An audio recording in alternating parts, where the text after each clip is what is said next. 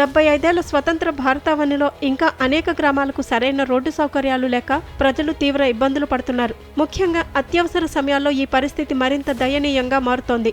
తాజాగా సంగారెడ్డి జిల్లా నాగలిగిద్ద మండలం శాంతినగర్ తండా పంచాయతీలోని మునియానాయక్ తండాకు చెందిన గిరిజనులు రోడ్డు లేకపోవడంతో అవస్థలు పడుతున్నారు. ఆదివారం ఉదయం తండాకు చెందిన కౌశీబాయి అనే గర్భిణికి పురిటి నొప్పులు రావడంతో కుటుంబ సభ్యులు వెంటనే 108 కు కాల్ చేశారు. అయితే తండాకు రోడ్డు సౌకర్యం లేకపోవడంతో అంబులెన్స్ సుమారు 2 కిలోమీటర్ల దూరంలోనే నిలిచిపోయింది. వర్షం కారణంగా దారి మరింత బురదమయంగా మారటంతో నడిచి వెళ్లటం కూడా కష్టమైంది. ఈ పరిస్థితుల్లో అంబులెన్స్ ఏఎంటీ సంగ్శెట్టి తండాకు చేరుకుని మహిళకు పురుటు పోయటంతో ఆమె పన్నంటి ఆడబిడ్డకు జన్మనిచ్చింది. ఆ తర్వాత బాలింతను ఆసుపత్రికి తరలించేందుకు మరో మార్గం లేకపోవడంతో గ్రామస్తులు ఆ మహిళను వీపుపై ఎత్తుకొని 2 కిలోమీటర్ల దూరంలో ఉన్న అంబులెన్స్ వద్దకు చేర్చాల్సి వచ్చింది. ఆ తర్వాత తల్లి బిడ్డలను సురక్షితంగా ప్రభుత్వ ఆసుపత్రికి తరలించారు. ఈ సంఘటన తండా ప్రజల కష్టాలను మరోసారి కళ్లకు కట్టింది. రోడ్డు సౌకర్యం లేకపోవడంతో నిత్యం ఇలాంటి ఇబ్బందులు పడుతున్నామని, కనీస సౌకర్యాల కోసం అధికారులు వెంటనే స్పందించాలని తండావాసులు కోరుతున్నారు. స్వతంత్ర భారతంలో ఇలాంటి పరిస్థితులు కొనసాగడం